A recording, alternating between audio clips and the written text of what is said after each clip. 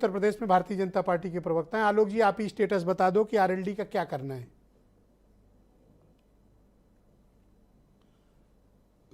ब्रजेश जी, हम लोगों ने बहुत पहले ही कहा था कि 5 राज्यों के चुनावों के बाद यह गठबंधन और औंधे मुंह गिरेगा। और इसका का कारण यह है कि गठबंधन के सदस्यों का आपस में तालमेल नहीं है, नेता तय नहीं है, नीति तय नहीं है, और यहाँ तक कि नीयत भी सही नहीं है।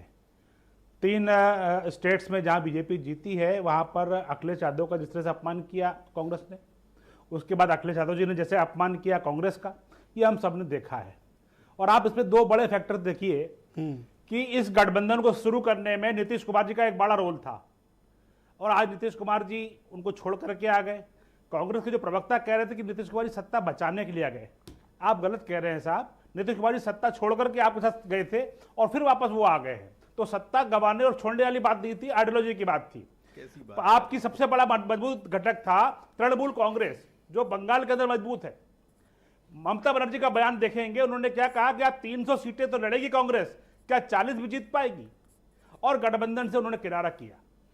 अब जो राहुल गांधी जी हैं, उनका नेतृत्व पे प्रश्न चिन्ह खड़ा हो गया है। उनके कांग्रेस के तमाम नेता छोड़ के पार्टी जा रहे हैं, गठबंधन दल के नेता अलग हो रहे हैं।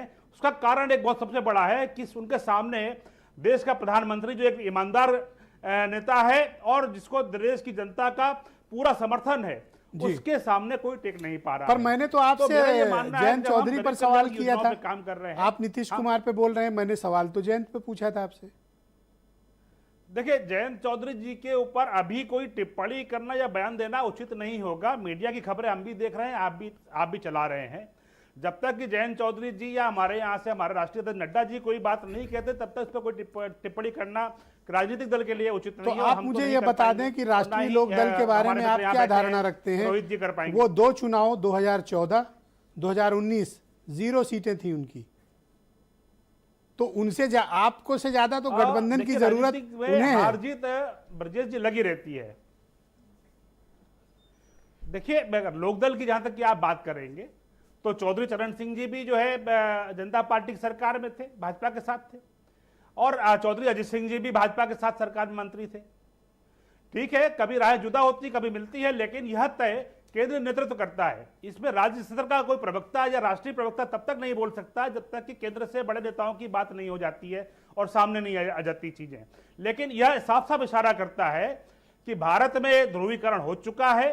नरेंद्र मोदी जी के नेतृत्व में जनता का जो ध्रुवीकरण हुआ है, उसकी वजह से भगदड़ मची हुई है।